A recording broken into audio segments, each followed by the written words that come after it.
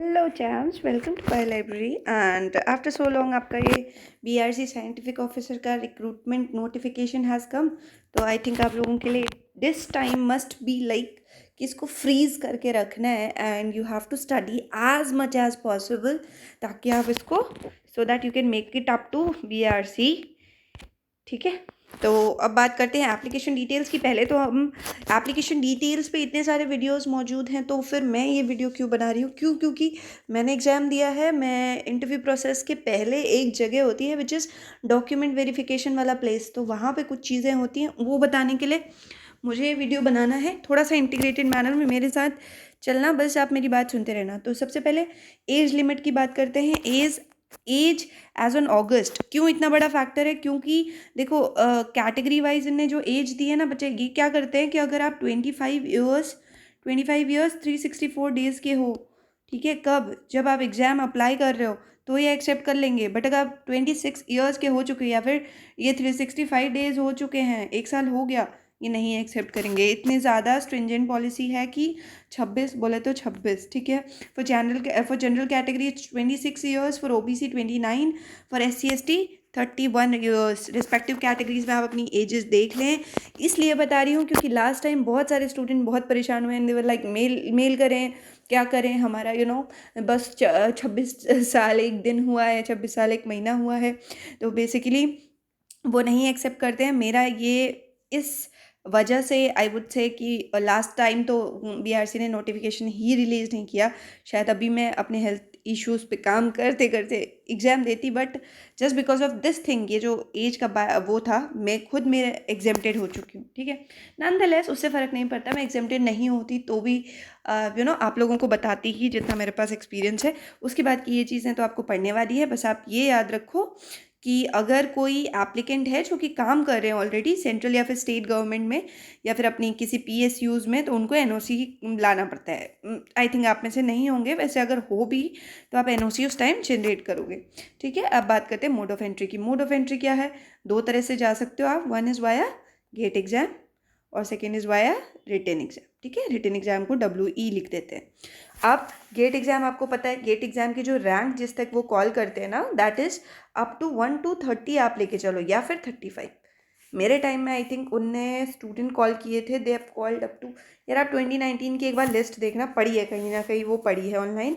तो अभी मैं कंफर्म नहीं बता सकती, बट 70+ स्टूडेंट्स थे। आधे स्टूडेंट्स इधर से आए थे एंड आधे इधर से आए थे, ठीक है। तो रिटन एग्जाम से भी वो कुछ 30-35 स्टूडेंट्स लेंगे और गेट के थ्रू भी कुछ 30-35 स्टूडेंट्स लेंगे, ठीक है। तो हम मेरे अकॉर्डिंग, यानी कि मेरे साथ मैं जो पढ़ाऊँगी उसके अकॉर्डिंग आप इस पे फोकस करोगे रिटन एग्ज़ाम पे, क्योंकि गेट का एग्ज़ाम तब तक ऑलरेडी हो चुका है। अगर रैंक इतनी ज़्यादा आने वाली थी लाइक 1 to 30 के बीच में, तो उसकी प्रिपरेशन, उसका एग्जीक्यूशन, वो सारी चीज़ें तब तक हो गई होंगी, ओके। तो अब लेके चलते हैं इसी थॉट को आगे। सब्जेक्ट्स बताना क्यों इम्पोर्टेंट है? क्योंकि बहुत सारे स्टूडेंट्स मेल करते हैं कि हम इसे सो एंड सो सब्जेक्ट से, और वो बहुत ही डिराइव्ड फॉर्म होता है लाइफ साइंसेस का, आप समझ रहे हो कि ऐसा ले आएंगे, लेके आएंगे बच्चों को थोड़े ना पता है एग्जाम लाइक जब वो सब्जेक्ट चूज़ कर रहे थे कि आगे किधर यूज़ होगा किधर नहीं। तो मैं इस स्पेशलाइजेशन की बात कर रही हूँ। मुझे इसमें से भी काफ़ी बच्चे मिले हैं। बायो इन्फॉर्मेटिक्स, मेरे खुद के फ्रेंड्स थे बायो इन्फॉर्मेटिक्स वाले, वो नहीं एग्ज़ाम ऑप्ट कर पाए बिकॉज उनका मास्टर्स जो है वो बायो इन्फो में था, ठीक है। बायो इन्फो नहीं, दे डू नॉट कंसिडर, यानी कि BRC doesn't consider it as a subject उसके बाद फॉर देयर एग्जामिनेशन, ठीक है। मतलब सब्जेक्ट ही नहीं कंसिडर करते, ऐसा नहीं है, ठीक। अब बात करते हैं कि कौन कौन नहीं आ सकता। जैसे फिशरीज़, अगर आपने फिशरीज़ में एमएससी किया, horticulture, forestry, agronomy, animal husbandry, marine biology, bio analytical sciences, bio informatics, home science, या फिर बीई वाली ब्रांचेस, मतलब इंजीनियरिंग की ब्रांचेस से आप एंटर कर रहे हो, किस में?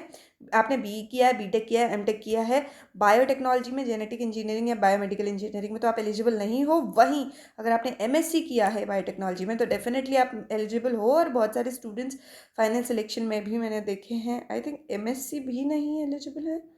Is it like that? Because no no no no, you guys are eligible, क्योंकि हाँ, मैंने बायोटेक्नोलॉजी के बहुत स्टूडेंट देखो, बायोटेक्नोलॉजी एमएससी एलिजिबल है, बट बायोटेक्नोलॉजी के एमटेक नहीं एलिजिबल है, ठीक है। तो अब बात करते हैं कि जो एलिजिबल है उनकी, जो नहीं एलिजिबल है सॉरी कॉन्डोलेंसेस, लेकिन देखो यहाँ पे चीज़ें ख़त्म नहीं हो जाती, बहुत सारे एग्जाम्स आते हैं। आप अगर इसी को फोकस कर रहे हो इन टर्म्स ऑफ की जॉब चाहिए, साइंटिफिक पोजीशन पे जाने की जॉब चाहिए, तो आप एग्रीकल्चर को टारगेट करो। आई वुड से ARS का एग्ज़ाम होता है, बहुत ज़्यादा फोकस रहेंगे तो आप अपनी PhD करते ही उसे कर लेंगे।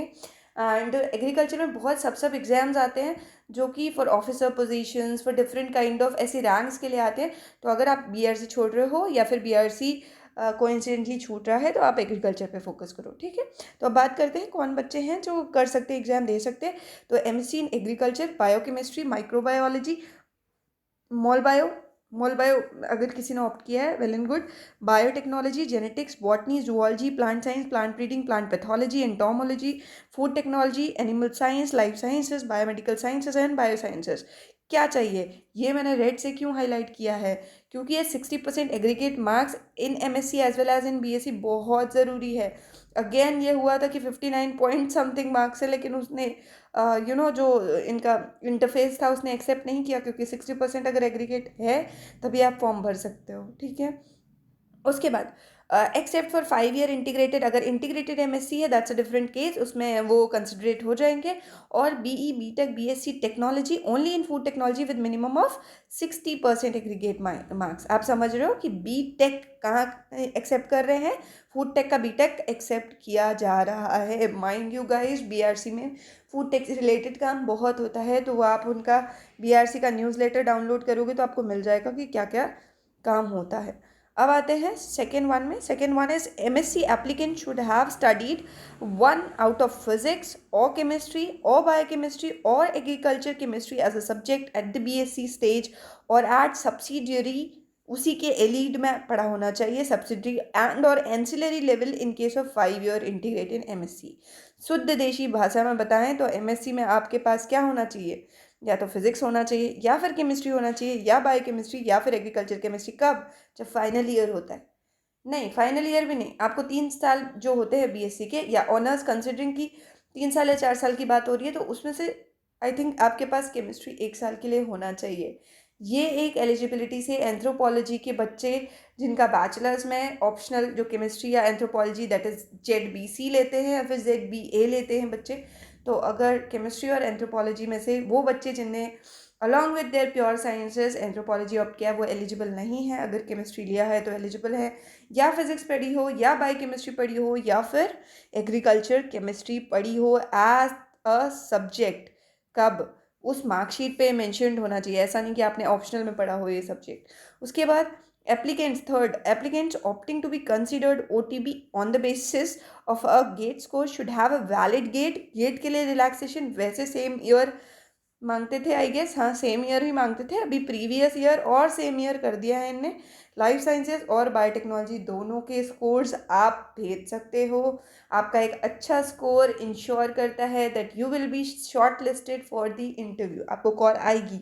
अगर आप बहुत ज़्यादा लेबोरियस मेहनत करते हैं बच्चे, तो आप जाइए गूगल पे, just search doctor Atif BRC। Doctor Atif ने अपना मास्टर्स BHU से कंप्लीट किया था, and at my time when I was going for interview एक ही ब्लॉग पढ़ा हुआ है उनका रिटिन, जो कि गूगल पे पढ़ा है। अगर आप नहीं पढ़ोगे तो सब्सिक्वेंट वीडियोस में मैं ला दूंगी उसको, बट आई फील कि प्रोएक्टिव रहिए, कोशिश करिए उसको पढ़ लीजिए आप खुद ही, क्योंकि उसमें उन्होंने अपना पूरा जर्नी एक्सप्लेन किया है। अगर आप कोरा पे जाते हो तो आपको मैं ही दिखूंगी BRC बायो साइंसेस के लिए, बहुत ज़्यादा गाइडेंस है ही नहीं अवेलेबल।